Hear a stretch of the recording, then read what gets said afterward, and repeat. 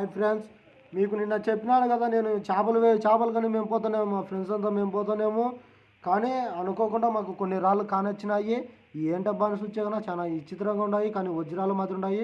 కానీ ఈ వజ్రాలు మాకైతే తెలియదు. కానీ మన పొద్దుటూరు రేట్లో మటుకు పెన్నా నగది మటుకు బాగా బలంగా ఉన్నాయి. చూసుకోండి ఫ్రెండ్స్, ఈ విధంగా అయితే మన కాడైతే ఉన్నాయి.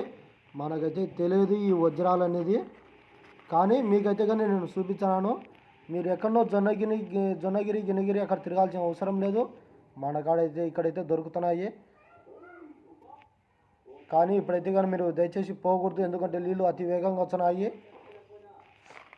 సరదాగా నిన్న చేపలకు వెంటి మాకు చిక్కినాయి, చాలా ఉన్నాయి.